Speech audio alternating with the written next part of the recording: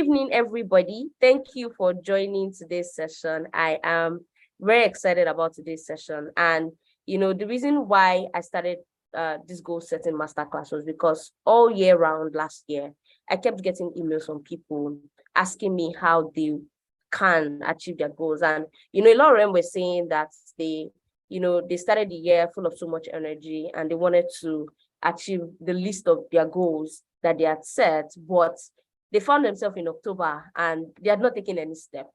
And I've been saying in the goal setting masterclass that when you set a goal, it's like that's the next step of your life, right? So when we set goals to move our lives to the next level, and so if we set a goal and we don't achieve that goal, then we are remaining where we are. Like we're not moving forward, basically. So if you set a goal and you don't achieve it, you are not moving forward.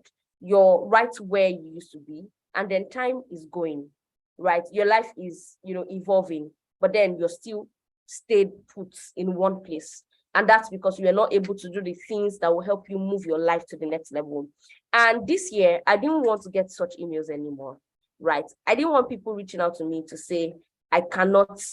To me, it's more than I cannot achieve my goals. It's like I'm hearing, I cannot move my life to the next level. How do I move my life to the next level? And I really wanted to, help a lot of people to smash their goals this year and take a step to the next level of their lives.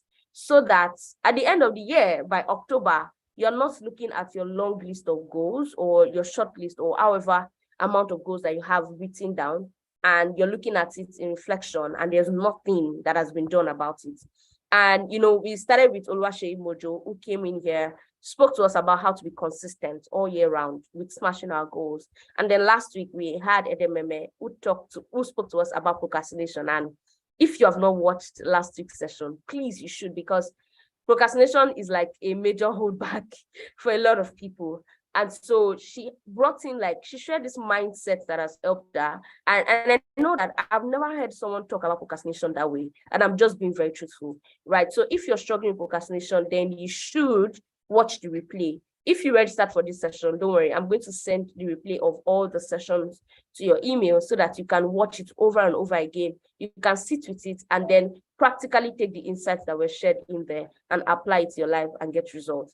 And before we go into today's session again, I'm going to say, like I always say, that attending webinar to webinar and attending classes to classes and reading books to books does not change anything for you. If you attend this class and you don't take action on what is being taught here, then it is literally going to be as though you did not attend any class, right? So as I said, if you're here, you need to have a notepad.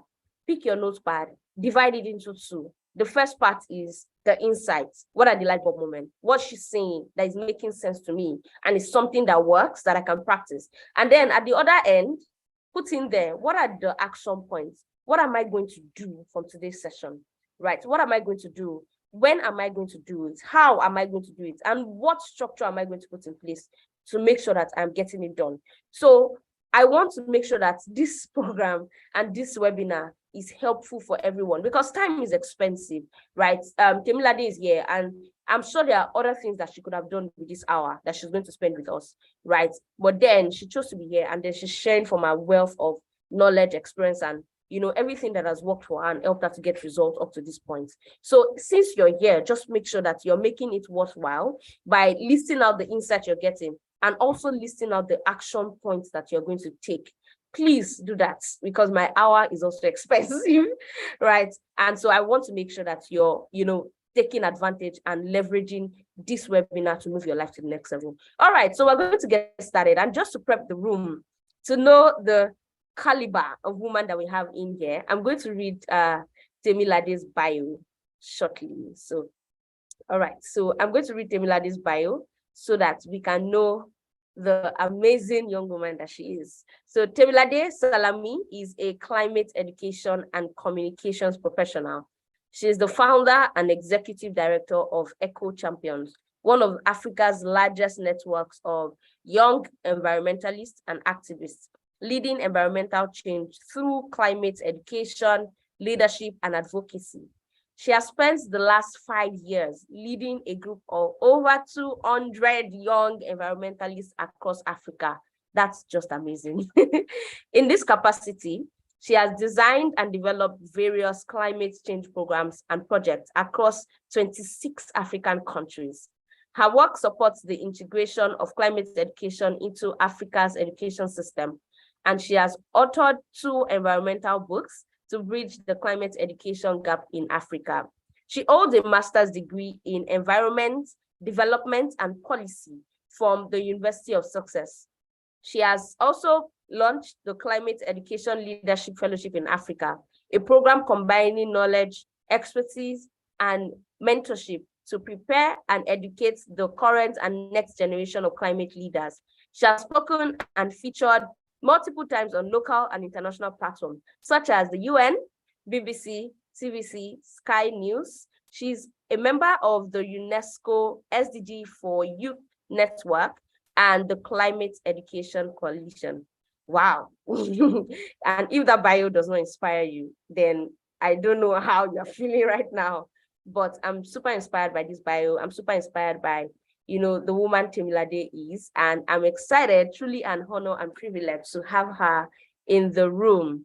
Hi, Temilade, welcome. Hi everyone, good evening, and thank you so much, Aramide, for having me. I'll just say this briefly. I know it's elections day, so I'm very sure some people are probably at their polling unit to listen to this video. Well done, and thank you so much for having me.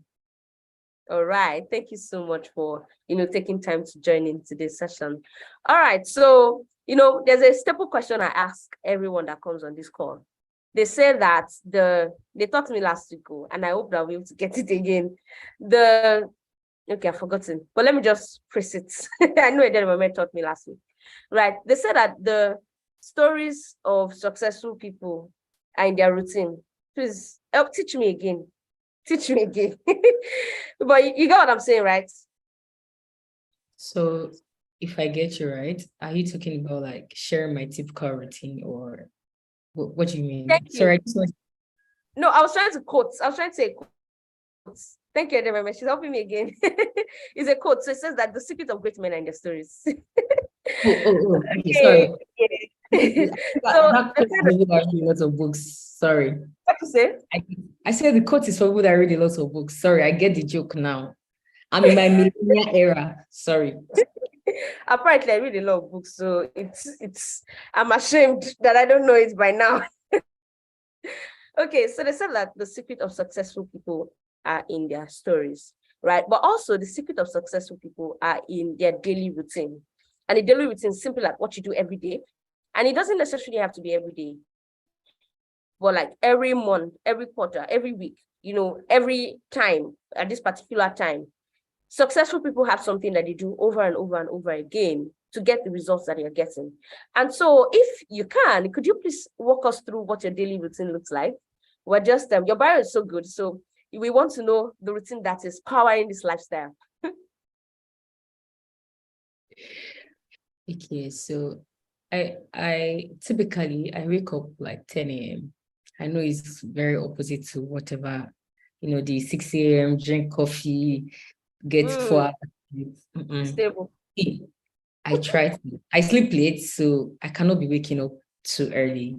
And I might have this liberty because right now I'm only doing consultancy work, so I'm not like in any 9 to 5. If I was, I would be waking up earlier than that. So typically a day before, I already have what I want to do, like on my to-do list, my phone app, and I just inserted the list of priorities. This is what is more important today. So if I don't get the rest done, I'm good. Like I'm okay for the day. And then I go about my normal business for the day. Most of the time I'm home because I work a lot like from home, and then just watch after my business and all of that. But generally, I wake up, of course, I'll pray when I wake up. That one is standard, right? And then anything I need to do for the day, I make use of my to-do list. And one other thing that I do is that I'm very careful of people defining how my day goes. So, on a typical day, I notice that on a typical day when I receive calls from people in the morning, somebody can just say, hey, Temi, can you please quickly do this? Can you do this? And that literally can disrupt my whole day. So I also make sure that I kind of stick to what I have, and my Google Calendar is my best friend. If it's not on my Google Calendar, it is not. Even if I want to go and eat, it's like I need to remember, not like eat generally, but like if I need to go out to eat, I have all the details in my Google Calendar. So if you tell me, hey, Temi, are you free by 2 p.m.? The first thing I'm doing is opening my phone, going through my Google Calendar. If I'm not free, I am not free, and you cannot disrupt my day, except it's an emergency. But yeah, so typically that's how my day goes. Maybe that will change if I'm doing like a 9 to 5. But for now, I try to sleep very well because my health is important. Yeah. Love it. I love it. Okay, so I like that you highlighted, priorities, because we've been talking a lot about priorities since we started, right? We've talked about, how it is important to understand your times and seasons, and then to know what is important to you at each time and season. And I like that you mentioned that, you're not boxed into, I have to wake up by 6 a.m. or I have to wake up by this time, right? Midnight works best for me. And because of that, I might not be able to wake up at this particular, time that a lot of people wake up, like say 5 a.m., right? And so it's good to hear you talk about, how staying by what works for you is helping you to make progress. Because, what we were saying when we're talking about how to, why, for you to share your daily routine was to highlight that the secret of successful people are in their routines. And so for you, you highlighted that, okay, this is what works for me. I'm a night person. So I leverage that night to achieve my goals and do what matters to me. And then I wake up in the morning and then my day starts. But my day does not just start. Like, it doesn't just jump on me. I have a to-do list of things to do. And until I am done, I don't move on to, something else. And that's so good to hear, right? But then I know that in as much as you have your to-do list and you have these plans laid out, sometimes you won't feel like doing what is on that list.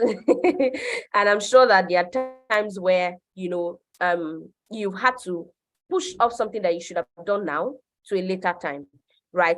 Everybody deals with procrastination, but I personally think that what helps successful people to move very fast is that they know there is a, how will I put it now? I'll say that there is a limit to what is procrastinated. They manage it, right? Many times you may not be able to 100% overcome procrastination, especially if you're just starting out. You need to give yourself grace, but then you have to manage it. So what have you done? Do you have any structure that you've put in place, or any system that has helped you, or even a mindset that has helped you to overcome procrastination and, as much as possible, reduce it to the barest minimum, such that you are not sabotaging yourself and the woman that you want to become? Thanks so much, Aramide. I think this is a very important discussion, because now I'm remembering an application of procrastinate. Go and apply. But so that's just to show you that, see, it's a normal thing. So it's not like you are the worst person on earth for procrastinating, right? But here is what I always tell people. Time is like very important. Like, to me, I don't know about anybody, I feel like 24 hours is not even enough in a day to do the things that I really want to do, right? So first of all, know that there's something at stake. For every action you don't take, there's something at stake. And it's even worse if other people are not involved. So maybe, in your office, if they say, okay, everybody, we need to meet this target by 7 p.m., you know that if you don't do your own part, there's one team member already texting you on Slack and saying, hello, where is it? Where is your work? Where's your deliverables? But if it's something that let me use this word, like, for example, I'm not reporting to anybody in my life right now. In my business, I'm kind of like the creative director, everything. So honestly, if I wake up and say today, hello, assistant, don't come to work, nothing's going to happen. Nobody's going to hold me. But there's something at stake. There's growth at stake. There's customer at stake, right? I can refund customer, but there's integrity at stake. So when you Yes. don't do things, there's always something at stake. And the second part, one of the things that's the first mindset I have, like everything that I do has an effect. I'll tell you. So even if there was an application that I put out one time, it was not for me. Like I wanted to just apply for something, and I didn't get in for the application, and I knew it was because I did not take my time to apply for it. Like it was something that at the click of my finger, everybody would send me the opportunity. They were just like, this is perfect. But I procrastinated firstly because I was a bit busy, and to me, I didn't put on my priority list because I didn't want to add so many things. So when I finally applied, I just copied, pasted application. You know this thing I'm talking about. And then when the report came back, I'm just like, I know the only reason why this thing didn't go through is because I did not if I took my time, then no one, So there's always something at stake, even for your personal growth. If you think you are not accountable to anybody. So and one of the things I also do, not to procrastinate. So we all are in this race of filling to-do list. And I used that, I will have 20 things to do in a day. And one time, there was a video I watched, and the person was like, even if you're a machine, like only you want to do 20 things in a day. The thing is, because I'm Temi, and anything I want to do, I'll get done. I will do it. But the thing is, something is suffering because what you're supposed to do and put your energy in and achieve 100%, maybe for 5 things, you will now split 20% across 10 things. So it's not really about filling your to-do list. So for example, if you need to do 5, let me say you're applying for five jobs, let me just assume, and the deadline is like next week. If I were you today, I would just do 1. But if you wake up in the morning and say, today, I will apply to this, I'll apply to this, you feel so overwhelmed. So you need to be very calculative and also divide. I call it like to-do list capsule. This is what is more important. If I get this one thing done today, I am good. So you need to start thinking that way and not bombard yourself with work. I feel like procrastination comes from a place of, oh, you have so much to do, but you've not done it. But by the time you start breaking it down, if you need to reply to 5 questions in the application, can you say, okay, on Monday, I'll do question 1. On Tuesday, I'll do question 2. And that way, you'll be able to like break it down. That is the way I work. And I think I also learned this during my master thesis, where you have 15,000 words to write. You will learn, as in you start saying in 1 hour, I'll write 20 words. That was the way I was literally thinking. And that's the way it should be so that you stop procrastinating. Thank you so much for sharing that. What I'm hearing is how important it is for you to manage your focus and energy, because when you are overwhelmed and when there are a lot of things to do at the same time, you can't even put quality work into what is your priority. So that's why it's important that, number one, you need to know your priorities, right? So that you know that, okay, at this time, this is what I'm focusing on. And when I am done, or until I am done with this one, I'm not going to move on to the next, right? One step at a time. And in our first session, I know that we talked about the 12-week year, right, which is a book that is a very powerful book to teach you how to. So if you're here and you're wondering, I have a list of goals that I want to achieve all through this year, and it looks like, Temilade just mentioned that if you're trying to do everything at the same time, you're going to be overwhelmed.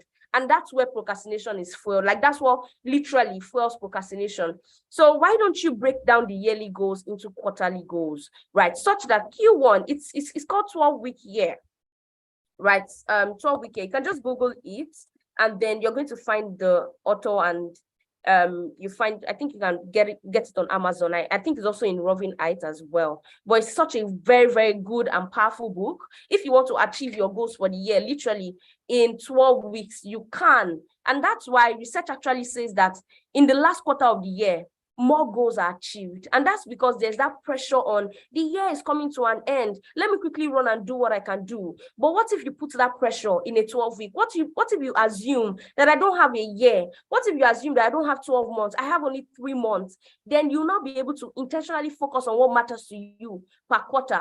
So what you can do, if you're dealing with procrastination, especially if it comes from overwhelm and having a long list of things to do, why don't you break it down, right? So you can look out for that resource. It will be very helpful for you, and it will give you like templates on how you can break down your goals into quarterly achievements and weekly, milestones, such that every single week, every single quarter, you're doing something in line that matters to you. And it's something that I use and has helped me. And it has helped me so much that I'm able to achieve my yearly goals. In October, I can now start planning and doing a reflection, planning for the next year, right? So that perspective of dealing with overwhelm, once is little, procrastination would hardly come in. Yes, sometimes it will come in, and just as Temilade said, nobody escapes it, literally. But then there are things that you can do to minimize it. And one thing you can do is breaking things out to be very simple and very easy to do. And that's something that, that's the kind of result that you can get once you take the time to sit down and break your goals down into even daily milestones, and then you can make progress one step at a time. That's so powerful. And again, she said, for everything that you don't do, something is at stake.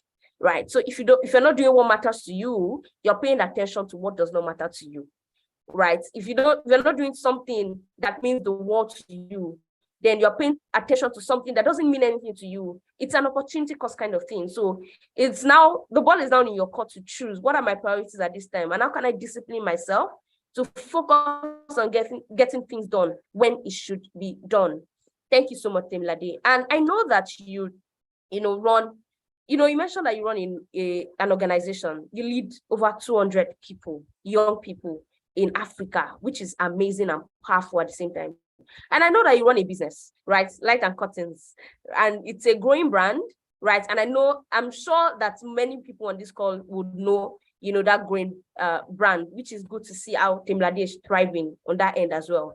And I know that you also have relationships in terms of your own personal relationship, and then you have relationship with friends, mentors, and all of these relationships that you also need to manage, right? And then you're just graduating from school, and I know that while you were in school, you were still trying to, you're still thriving across all the different sides of you, or all the commitments that you have. So for someone who has so many demanding things to do, like they have to be here and here, they have to be, they have to graduate from school, they have to get good results, they have to, for someone who is a mom like me and has a family, right? For someone who is also managing their business and they don't want their friendships to go down the drain. How do you manage so many commitments and so many demanding things at the same time? And I know that you initially talked about how expensive time is and how focus too is energy, right? Focus too is like energy that fuels your ability to, achieve your goals. So how do you manage so many demanding things at the same time without losing any one of them? So there are three things that I do. First is have a mindset that I am not created for work. So let me put that in perspective. So there are people who believe that, yes, they need to be like up and active every time to get fulfillment from what they do. And this is why there's also like a burnout syndrome when you don't know how to take a pause and understand that you are the one in charge. So that's the first mindset, which I will elaborate on later. The second one is delegation. I'll give a very good example. When I went for my master's, I was still running my business. Beyond whatever you see on Instagram, there's been a lot of hiccups behind me, my master's, trying to run my business, from the person I was working with, who was literally selling my products to my clients, collecting the money and not remitting back to me then. So I had two options, take a break or close down Lights and Curtains forever. Because honestly, if it was not existing right now, and this is the right thing, honestly, I'm not going to suffer. I will eat. right? So Yes. I had that, but on the flip side, I also had friends who I talked to and they were like, you know what, why not just like employ somebody? So Mhm. instead of the profits coming to me in the UK, Hmm. I was using the profits to pay somebody Hmm. to manage the business till I was Hmm. back. Hmm. It's typical Nigerian small business mindset. If Hmm. your business is 1 year, you will not even think, what's 1 year? My business was literally, I started in August. I went for my, I went to the UK in September, right? So that was like literally 1 month, right? And I Hmm. think I employed somebody in November or December. I can't remember very well. So that was literally like 2 to 3 months. Typically, if you are not even in my shoes, if you run a small business, you will not think about employing somebody because you have a mindset that, I must make money. But in that mind, in that way, you're already becoming a slave to your work if you cannot make Hmm. decisions and take charge. So I said, you know what, I'll use my money to buy more time for myself. So rather than one client calling me and telling me, hello, the bike man said it was in Aja and I've not reached Lekki, I'm not going to be the one receiving all those kind of calls. So I have time to do other jobs that will fetch me more pounds and Hmm. then use the profit to pay somebody else. So you have to think pros and cons, time management. So I delegated a lot. And the third one would be know your list of priorities and know your seasons. There was a time I was, very, very active with my organization. When I say very active, like, I mean, Eco Champions we were literally doing projects every time. And most of these projects were funded by my money and then some of the amazing people who work with me. So we didn't have like any huge partners. But it got to a point where I knew that, okay, now I'm going for my master's. I need to allow other people to take charge. That's number one. I could be building Temilade Salami as a brand on the side, and Eco Champions can exist on its own. And there was also a time I'm like, you know what, team members, we need to take a break, even if it's for 4 months. Number one, there's no money coming into the organization. And number two, we are such in a crunch time in Nigeria where it was during COVID. So there's no point trying to do projects when there's no project. So you always understand that it is okay to take a Hmm. break. It is okay to not do anything. It is okay for people to know you to be doing this thing. And then you say, you know what, in 2023, this is what I'm focusing on. So that was what I did priority list. For example, this year, my priority list is my professional life, right? Hmm. Once I'm done setting up my business that has a structure where I don't need to be there, you probably not see me post about lights and curtains anymore, at least for a while. And that is because I've already put a structure where the business can exist on its own without my interference.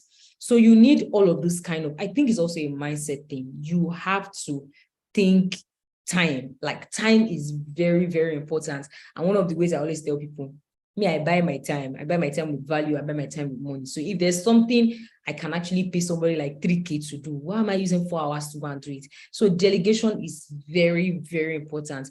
And I also add this disclaimer, because every time there's somebody entering my DM, oh, Timmy, how do you do it all? And I always tell them, you don't have to do it all. And I'll lay it bare here, like my involvement in a lot of things, particularly affected my first set of grades in the University of Sussex. So anybody I see going there right now, I'm like, see, don't bother, don't try to be like me. Just go and face your book and get your distinction and come out. Like, it's just 1 year. And when you're done after the 1 year, of course, engage in extracurricular activities, but let it have a limit. Nobody told me this one, so I'm dashing you for free. So when you see people here and there, it might just be that season of their life, they need to put all those things together so they can be free the next year. So don't go. There was a time that Aramide used to post a lot and all those things. But now she has a baby. She will not leave her baby to be posting for anybody. It's not possible. So you need to understand your time and season. So when somebody is functioning in their active season, you don't adopt that season and then you get burnt out. See, it's okay to do two things. If it's one thing, you can do it and do it effectively well. So yeah. Wow. I really love this mindset because I've been actually actively thinking about ways to, share this, right? But I've not found the right way such that there's no misunderstanding and there's no lackadaisical attitude that is coming from this. because there's a perfect context for this. And I like that you shared this in this context, that it is important to understand your times and your seasons. We have been saying this times and seasons thing since we started, this masterclass. And it's good that Temilade is in the spirits and she's sharing it again. So it is important that you understand that this season of my life, this is the season where I want to do this and this and this and this and this, right? Or it can just be one thing, right? It can just be just one thing. This is the time I want to focus on this. I know that when Edememe came in last week, she was saying that for her, this season of her life is the time when she wants to focus on growing her influence, right? Temilade here is saying that this is the season for her to focus on growing herself professionally, right? So it's important to know that this is the time and season that I'm in. And it's important that when when you're learning from people, when you're seeing people online, when you're seeing things, right? Because social media can be a good thing and it can also be a wrong thing if you're not looking at it with a good eyes, right? If you're not looking at it with good eyes, you're going to fall into comparison, right? And you're going to fall into something that you never thought about. So it's important to know that everybody, whatever they are doing, is because that's the time and season for doing that thing. And that time, that's their priority. And that's why, sometimes you see someone doing this thing at this time, and before you know it, she has started doing something else. Or you see someone was active at this time, and before you know it, she has gone off, right, for a while. And that's okay, right? So it's okay sometimes to take a break, right? It's okay sometimes to change. It's okay sometimes to shift gears because this is what is your priority at this time. It is super important to understand that. And we mentioned last week that when you know what your priority is, right? When you know what your priority is, you will hardly fall under the web of comparison. Honestly, I'm being honest with you. You will hardly fall under that web. So I know that when I had a baby, I had to take a lot of time online because I wanted to focus on my child. I couldn't even host our mentorship sessions and all the other things all the other commitments that I used to do. I had to come down on every single one of them because I wanted to focus on being a present, mom at that time of my baby's life. And so I know that at the time, even when I was pregnant, there are days that I will not be able to walk, right? But then if I come online, you see someone saying how, she started the day with 100 to-do lists and she's making so much. This is 9 a.m. As in, this is someone making this post by 9 a.m. or that. She has made so much progress. It doesn't even look like it's 9 a.m. again. And, I'm checking IG and then I'm seeing that, okay, somebody else has gone through 100 to-do list and I'm here. I can't do anything because I need to manage my energy so that my baby is well taken care of. And so at that time, it did not make sense to compare because that person is in our own time and season. But me, I'm in my own time and season where it's time for me to care for my child. And that's because that's what matters to me. So it is very important that you know that this is what matters to me at this point of my life. And I'm going to put my focus on it. And when it's looking like the season for this thing is going off, it is okay to shift gears. And it's okay to take a break, right? And a powerful mindset that Temilade has shared, which I'm taking away, is that I'm not created for work. I'm not, right? I was not created to come and labor, to come and hustle. I was not created for that. And so if you take out that mindset, that hustling mindset, I have to be here, I have to be up and down, here and there and here and there, then you will not truly be able to focus on things that matter to you without looking at what is not your business and running a race that you're not supposed to run in that time and season. God, this is so healing. This is so healing. And she said again that it is okay to delegate, right? It's okay to delegate. It's okay to say that I cannot do this alone. And now I need someone to help with that. And I just started learning that this year, right? But it is okay to take the things that, that you value a lot and give it to someone else. And put a system and structure around it. But then it's okay to trust people to do things for you, right? Because you cannot do everything at the same time.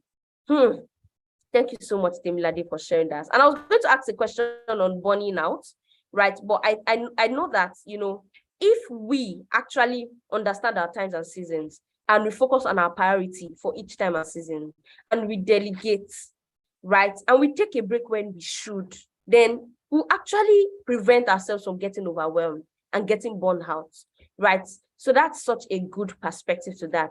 But then in a case where you've, set a question, thank you, Kamiku, for that question. Please, we'll come back to it, right, in a bit. But Temilade, do you mind sharing, in a time when you have different things to do and you have already highlighted, you already know your time and season, you already know the priorities for that time and season, right? You are already ready to move, basically, but you don't feel like showing up, right? I'm sure that sometimes you look at your to-do list and you're like, I'm not even in the mood to work today. How do you stay motivated when you don't feel motivated? So I didn't feel like coming to this call because today's elections, but I came to this call because I committed my time. So imagine I did not come. The people on this call, what would have happened? So I would say that most times we overbeat motivation because not every time that you get motivated, right? So I only made that example to show you that your feelings are okay, but you don't always have to give them the power to direct how you do things. If it's by motivation, nobody will be, honestly, I will not even be doing anything any day. Because majority of the things that I do currently are not things that people give me external applause for, right? Yeah, I might post things online and say, I'm speaking here, but that's just like 1% of my life. Right. Other things that I'm just alone in the house. I'm the one doing that. Nobody is there clapping for me. Well done, you have finished it. So me, I've learned many times to move past waiting for motivation, because every day you wake up, there's just, to be honest, sometimes you wake up, you don't even feel like actually doing anything. But the thing is, I look at it.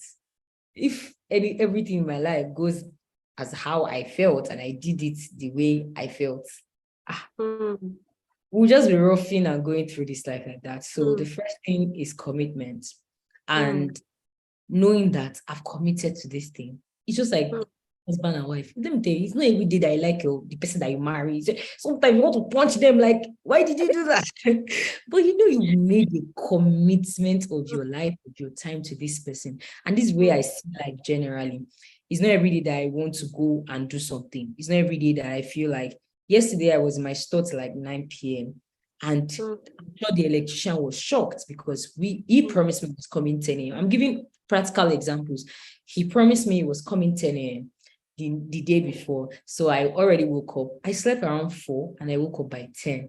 And I was rushing and I went. This guy spent 4 hours battling with POS people. I don't even know if he was lying or if he was saying the truth. So I made that excuse for him.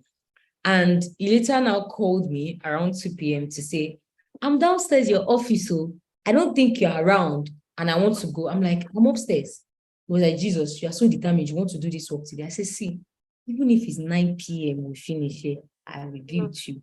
There were so many places I could have been yesterday, e.g. my house, because I like it a lot. I will sit down, I'll watch Netflix and do other things with my life. But because I made a commitment, and if I had not done what I did yesterday, that means after election, I will have to be chasing this person. So there's always consequence for not taking action. And sometimes I think we overbeat motivation, because I kind of see what I see is that, everybody at one point, you want people to validate what you're doing. And that's, see, we are humans, is the truth, which is okay. But the moment your ability to do thrives on how you feel, then there's already a big problem.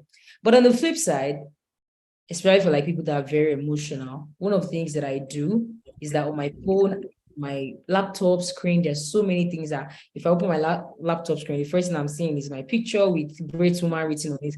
That's enough motivation for me if I want to work, right? I open my phone, I see lots of things, maybe my vision board. That's enough motivation. I have things that I paste in my house. So sometimes you feel like these things are just, they're extras. They don't matter. They don't care, because you can look at your picture and still not feel like a great woman. But everything around you sends you an unconscious message, either you like it or not. So the more you see these things, the more you feel good about yourself, the more you feel better about yourself. So I'm not ruling out like all of those extra things. So if you're like that person, absolutely fine. Do all that you can to have things that motivate you and keeps you going.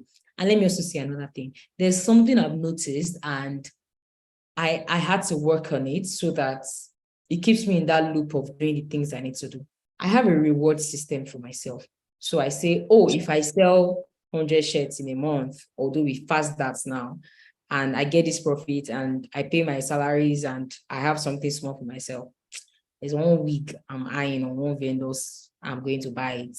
So I have a reward system for myself. So I'm looking forward to these 100 shirts. You will must buy it because you get one we go on buy. Do you get? So you have to create a reward system. So don't just be working and working and working and working and working. Create. It can be as simple as you just going out to actually eat. You have food at home, but go out and go and buy food and just enjoy your life. And you don't wait for anybody to come and take you out to be motivated. Do it for yourself so that you always know that, oh, there is a result and reward for the things that I do, because unconsciously you are rewarding yourself if you don't do the things you need to do. E.g., you beat yourself up, you feel bad. So when you actually do the things that you need to do, there should also be a reward system that keeps you in that loop to keep doing what you need to do. So I hope that helps.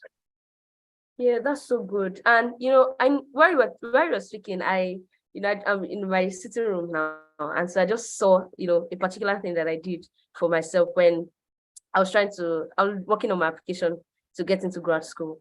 And, I remember that after I finished my application, I bought myself this thing. And, every time I look at it, I remind myself that, wow, I did it. Like, I did this thing, right? So every time you reward yourself and you buy yourself something, every time you see that thing, it shows you that you're someone who can get things done and you're capable of taking steps to become the kind of person that you want to be, right? Which is so powerful. And it can also keep you motivated, right? So that in the times and the periods when you don't feel like showing up for your goals and the things that you want to do, when you see a reward that has come from you taking a step, then you can now say, okay, this is something that I can do, because at this point I felt like this too and I did it, and here I am right now. So thank you for sharing that.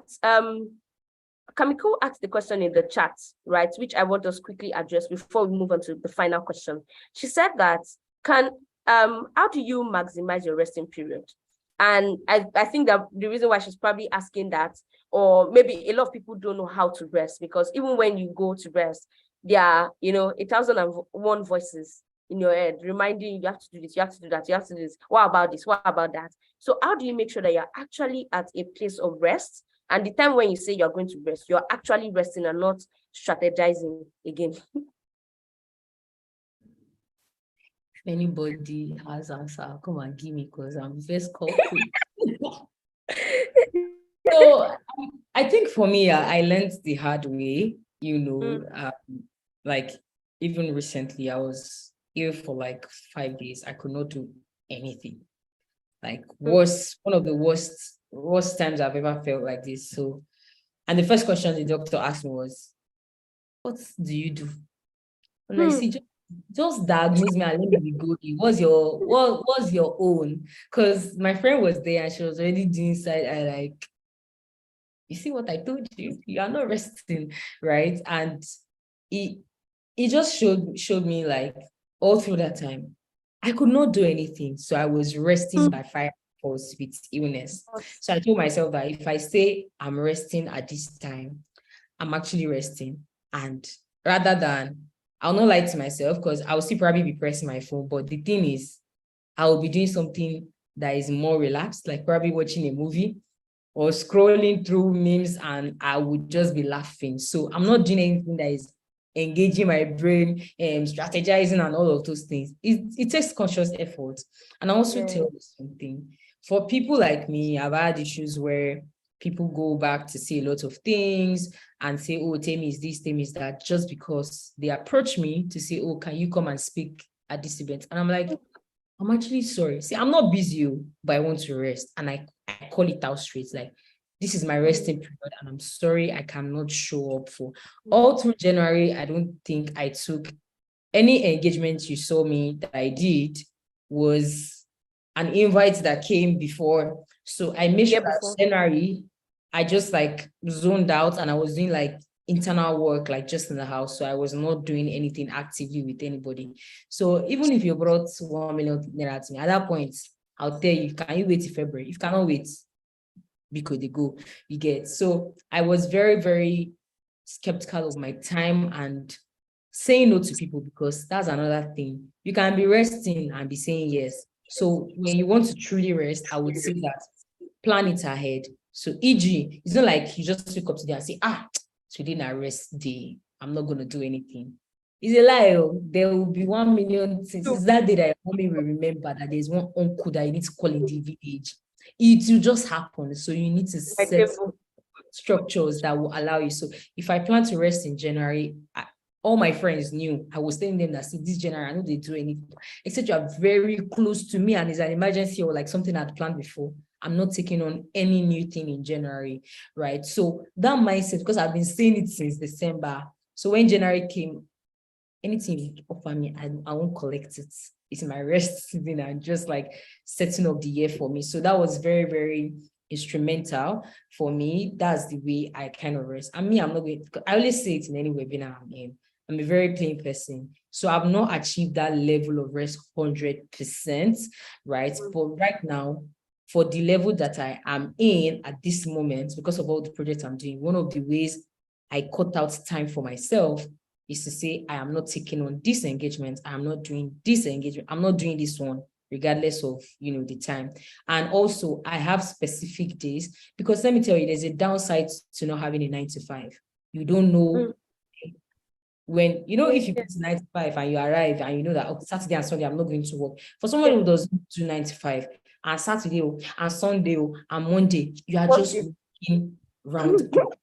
So, e.g., like my Mondays are not, when everybody's going to work, my Monday is just, that season where my Monday is just, I'm just there. So I'm not rushing, and you cannot rush me because Jesus is not coming. I'm not rushing. So if I'm not rushing, you cannot rush my life, right? So it sets all those structures. I also want to say two things. I know I've said it before. Don't let money or opportunity get a hold of you as a person, because this is something that I see with young people. We want to do everything, we want to be everywhere, and then I always say that anything that can direct you is your God, is your small God. It could be your phone, it could be social media, it could be you looking for opportunities and stuff like that, and you forget that you are. I always tell people, I have a life. So I told somebody that today, if I stop doing anything in climate education and whatever, I am still taming. It doesn't reduce me. It doesn't increase me. It's the one that came out and say, this is what I'm doing. And I can go back and say, I'm not doing it anymore. This is what I want to do. So you need to have that hold of the things that come to you and set structures in your mind to allow those things not to get a hold of you. And the second one is, you need to let go of people pleasing or feeling guilt. And I think all through 2020, 2021, this was what I dealt with, because I felt back to back, not knowing how to say no to people. So even right now, if you're my sister and I'm not available, excuse me, I am not available, because only when you're alive, you can do all these things. So you have to know yourself enough to know what works for you. And all these things I'm saying might not work for you. So find a routine. Sure, if you're doing a 9 to 5, just so that there's no one. On Saturday, you can say, this Saturdays, 3 Saturdays in a month, I'm going to be at home and actually rest. Even if your uncle that is doing wedding, and you tell everybody in the house know that first Saturday of the month, our talk can never go anywhere. You've already set a structure that everybody respects. So it could be that for you, and make sure that you stick to it. Sometimes you compromise, but make sure you have life and rest cut out for you. You are not on earth to be doing and doing and doing. Even God rested. So rest. It's very important. Wow. It's so important to rest, right? And it's so important to learn how to say no, because it is when you are alive that this table is when you are alive that you can change the world, right? If you're not alive, the world will move on and you'll be on your own. Okay, so we have two questions in the chat, if you don't mind. I know we have just 5 minutes, but I would really appreciate if you can just address these two questions, please. And we might not be able to take any more questions. Okay, so the first question is from Oluwatomilola. She's asking that, how do you deal with the feeling of not doing enough? How do you tell if this feeling is coming out of pressure or comparison, or is just out of your genuine desire to hit your goals? I think you should read the other questions. I'll just stick it together. All right. So the other question is asking about, is from Edememe, last week. That, do you ever experience imposter syndrome? How do you deal with it?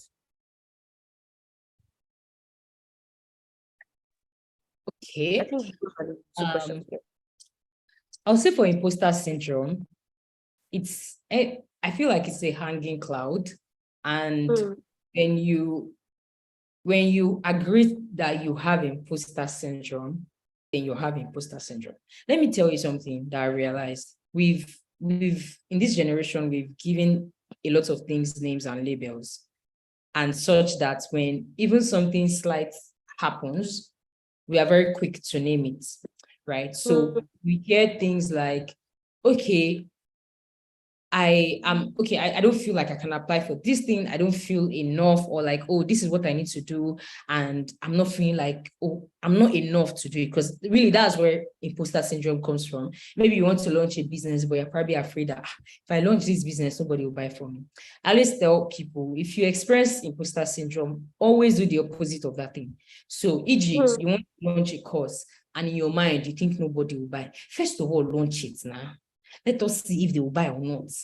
At least it will cost you, I always say it will cost you nothing to do it.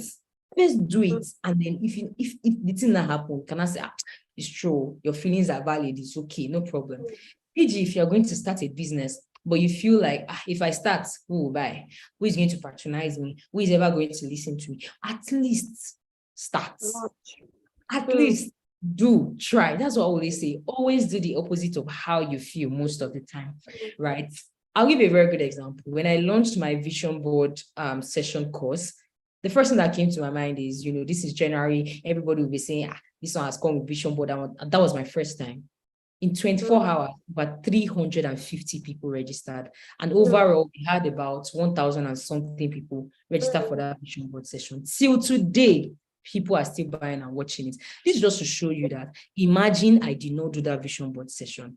Imagine what would have happened. People will still be going on with their life, but some people's lives are better just because they attended that 3 hours vision session, right? So there's always a consequence for not taking action. And the way I always say generally, your life is not your life. The way God has created us, people are unconsciously dependent on us. So every decision you make right now, there's somebody's life that will be affected. So always think about it that way. And then the second question was about feeling of not doing enough. At least say something. It's okay to want more, but there's also a place where you have to be content and also know that this is where I need to be. So majority of these questions that I've gotten have actually been from people 18 years old, 20 years old, or people even in my age range. And I always ask, there's something we've seen that makes us feel like we've not done enough. Yes. Or we're not doing enough. So you have to be very careful that what is informing your decision is not what you're saying. And sometimes it's okay to actually feel like you're not doing enough, but don't now approach it in a negative way. E.g., for example, if you're selling, let me use t-shirt, for example, and you're doing 50 t-shirts, and you feel like, they can be more actually, I can sell 150. That's a very positive, not feeling enough. So you are not going to now go back home and say, I don't feel like I'm not doing enough. Somebody's selling 150, I'm doing 50 here. What do you do? Okay, better marketing strategies. Let's do 150. Call your teammates, call everybody. This is how you use all those kind of labels to work for you, right? So always, my own is that just start. Anything you want to do, not the overthink. If you need to do something, don't overthink it too much and don't go everywhere, asking people, is this thing okay? Should I launch it? Me, I won't ask anybody. Once God says go, I don't come out since. So sometimes also a feeling of validation or getting yes from people that makes us feel like, or you feel like you're not influential enough or have enough followers for you to do the things you need to do.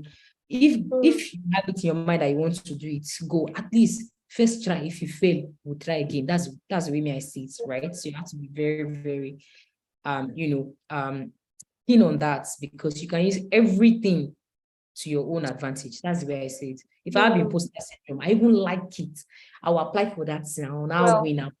I will post it on Instagram to say imposter syndrome.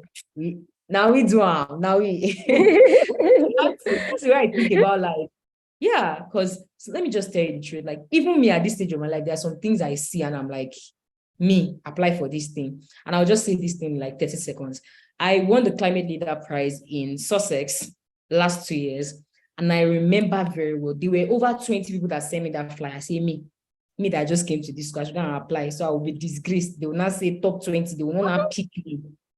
After they finished, if I was top 3, they awarded us £3,000 cash. And secondly, they told me right there in front of everybody that my application was the best.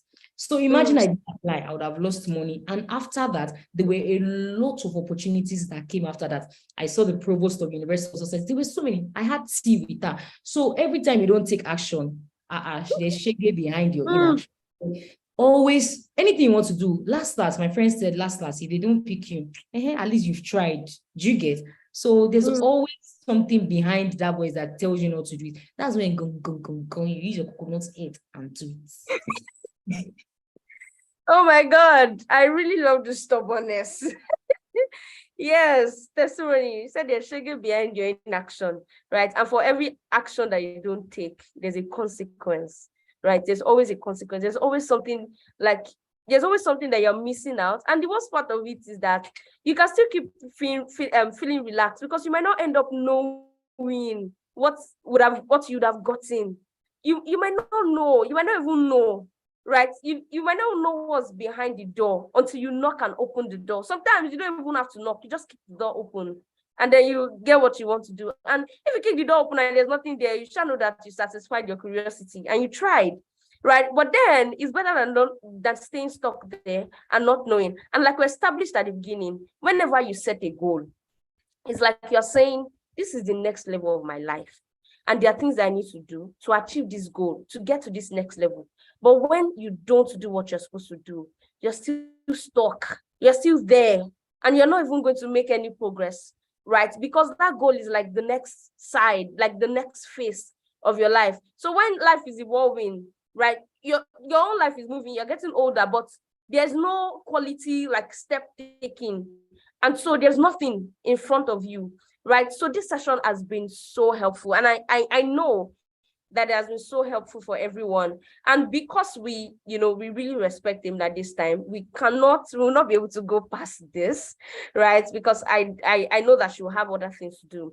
And we're also grateful, Temilade, that, okay, do you want to say something? Yeah. There's actually a question.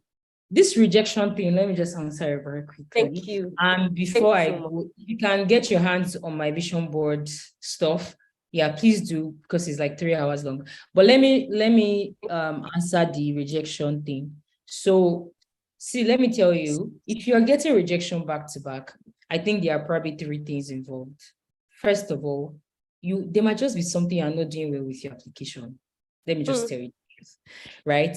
And I'll give you a very good example. When I first applied for Chimney and I was doing my interview, I kept saying, me and my team, we. I literally scaled through the long list, the short list, and then I got to the interview. See, I always say, if you get to Chimney interview stage, see, you can decide if you get Chimney, because what you do there is what matters. And later, somebody now told me that, Mama, now you they collect scholarship. What is what is that? Nobody knows your team members. Better still say, I did this, in this team, not me and this team. When you're applying, you see it's your team members that were applying. So that singular information, oh my God, the next one I went for, because I not get you in that year, one of the worst, like I've never felt so bad in my life that way. I cried. I cried hot tears. So it's okay if you also want to cry. But because this question is specific to recurring rejection, check your application. Don't be in your head too much. Check what you are putting out. Maybe there's one word that needs to be in your cover letter. You are not putting it. Maybe there's something that needs to be somewhere you are not putting it. Because I don't think that a system will continually reject your, if it's a system, you have to over and over again. It's not like there's personal beef. Do you understand? You don't know anybody there. So maybe there's something that the system is looking for that filters application, because of course, this scholarship application use such systems where there are keywords that need to be in that application. And if you don't put those keywords, forget it. No matter how good your application is, what's low, right? Like we always say. And then the second thing somebody told me that I will never forget, the person said, separate your life from rejection.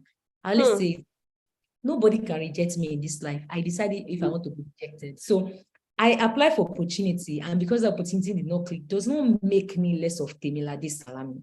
It is an opportunity that somebody decided that, oh, let's put this thing together and people can get it, right? So I am not attached to the results. And that also goes for like things that go well in my life. I move on very quickly from like past successes. So even if something happens now and it's very good, I'm like, okay, yes, this makes sense. I can celebrate for like 1 week.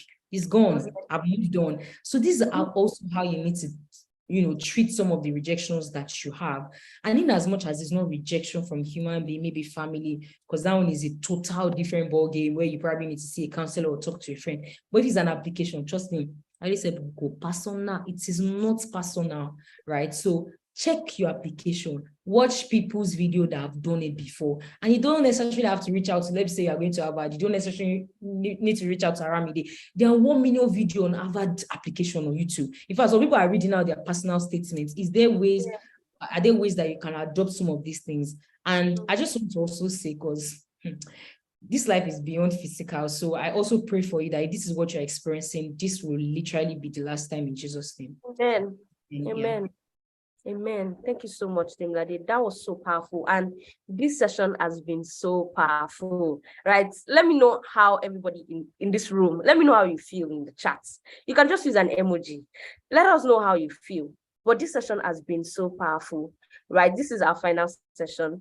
And it has been so good, like back to back, from procrastination to consistency to motivation to taking action to taking your first step to imposter syndrome to rejection, literally everything. So you don't have any excuse again. You don't have any excuse again. So like I said at the beginning, I know that you've all taken notes. And if you have not taken notes, just start looking through the chat and start screenshotting the gems that have been dropping.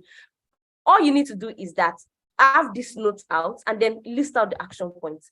Please don't let this 1 hour to go. Like this 1 hour is expensive for me because I have a baby. So please make sure that this 1 hour, let it count, because I had to leave my baby to come and do this. And Temilade had to leave something else to come and do this. So please make it count.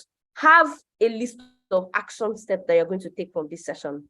That on this is what I'm going to do. They've rejected me. What's an action step? I'm going to go back to my application, check what's wrong, and, reroute, correct, improve, ask for help, ask for support, and push further again, right? We've talked about motivation, consistency, procrastination, and all of those things. Flesh out action steps, and please take action. Please take action. That's what's going to make this 1 hour that we spent here count. That's what is going to move you to the next level. If you don't take action, you're going to have all these light bulb moments out. You're going to have it written out, but then it's just going to be there. You're just going to know it, right? Knowledge that is not applied cannot transform you, right? So make sure that whatever has been shared here, Temilade was as practical as possible. You cannot tell me that this session was not practical or there's nothing that you cannot apply from this session. She was so practical, right? So take these things out and please work with it, run with it. The replay is on YouTube. I'm going to share the link to everyone via email so that you can watch it, sit with it, take out everything you need to take, and then take action. This year, please, I don't want to get any email of, I don't want to get those emails again. I beg you in the name of God, right? So do what you have to do, move your life to the next level, and let's win in this life together. Thank you so much, everyone. Thank you so much, Temilade, for your time. Thank you for all the priceless insights that you shared with us today. We do not take it for granted.